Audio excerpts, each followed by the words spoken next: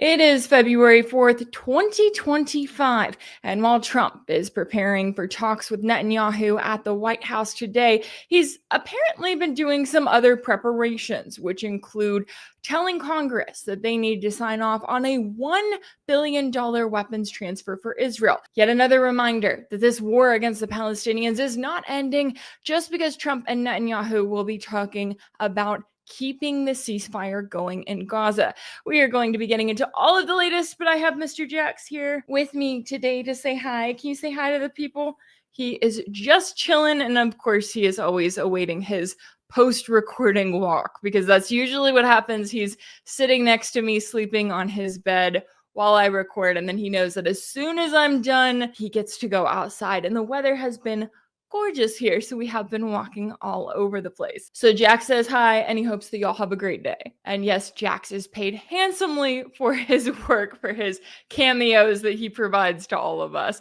All right, let's get into the latest. But before we do, I just wanted to make a quick note here, because right after yesterday's video, as soon as I got everything published, I saw that there was an update, which was that you had Secretary of State Marco Rubio coming out and saying that he is now the acting director of the U.S. Agency for International Development. So I did this whole video talking about, and that is just the nature of news, but talking about the fact that, the Trump administration had put this 90-day freeze on foreign aid, as long as it's not foreign aid going to Israel, and that because of that, USAID had gone dark. Their website was taken down. Their social media was down. Their headquarters were dark. And everyone was asking, what is going to happen? Is the agency that is known as the infamous CIA front, is it going away for good?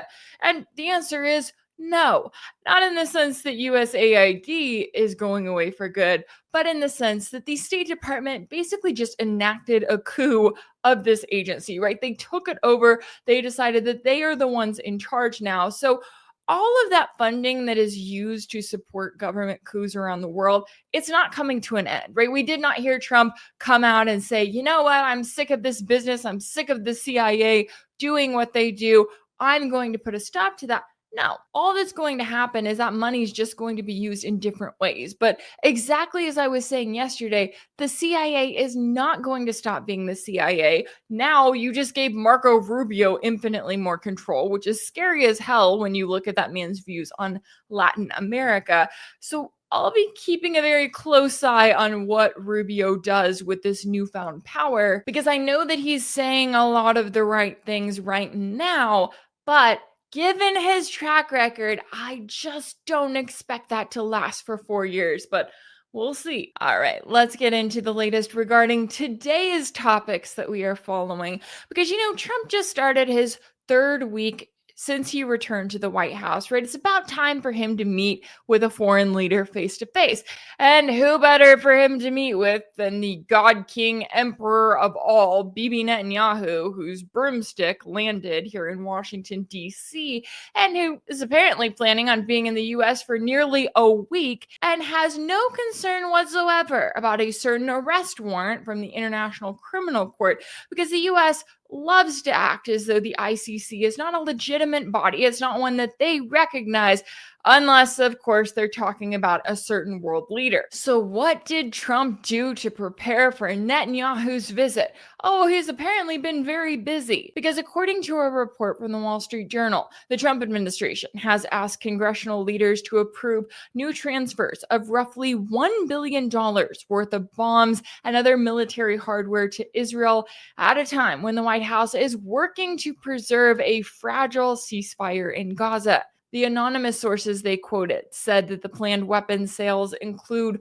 4,700 1,000-pound bombs worth more than $700 million, as well as armored bulldozers built by Caterpillar worth more than $300 million. Now, the interesting thing about this report from the Wall Street Journal was that it didn't really do much to go into the question of how these weapons would be put to use. And I know that much of the focus when it comes to these talks is going to be on the ceasefire in Gaza, right? Can Trump convince Netanyahu to really stick with it when you have Israel's far-right genocidal maniacs who don't want the deal to go past phase 1, which expires after 6 weeks? But if we're talking about $300 million worth of armored bulldozers here. We're not just talking about Gaza, where reports noted that the terrifying looking weapons, tanks, vehicles, machines, whatever you want to call them, that they were in use against the Palestinians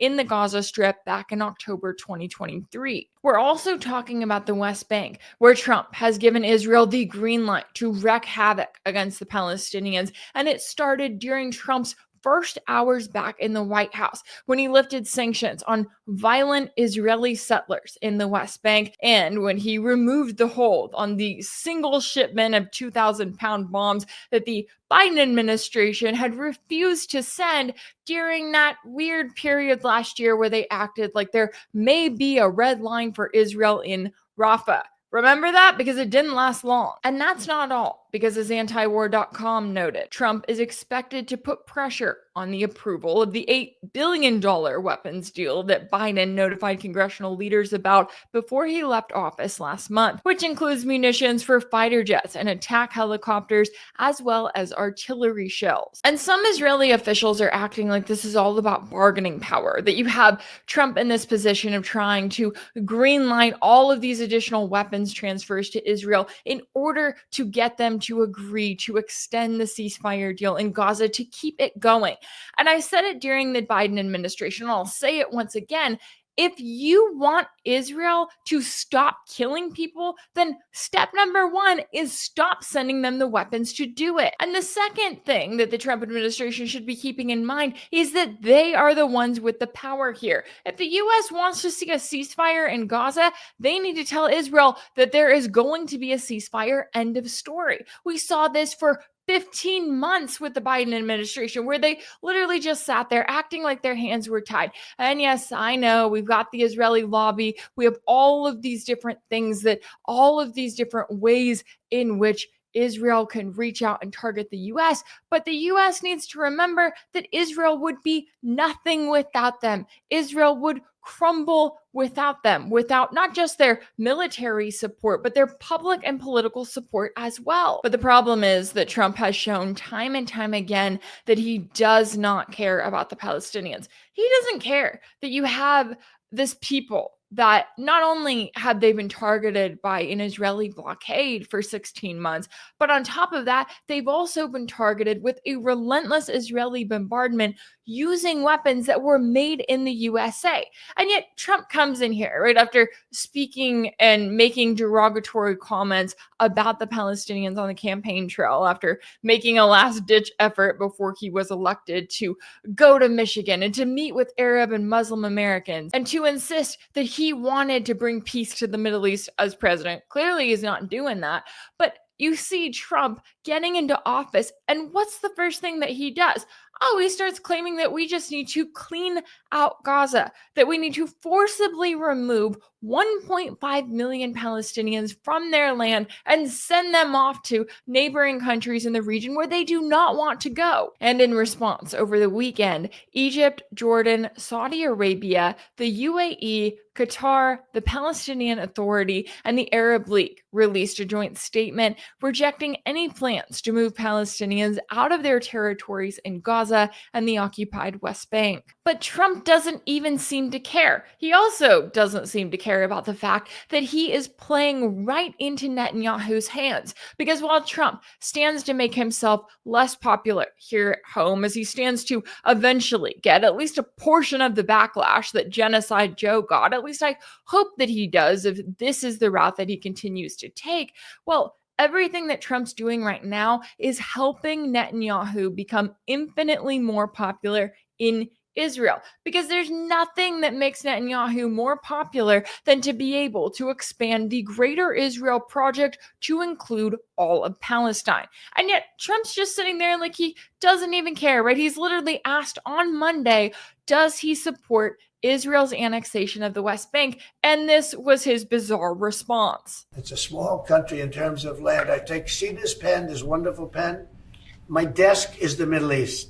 And this pen, the top of the pen, that's Israel. That's not good, right? You know, that's a pretty big difference.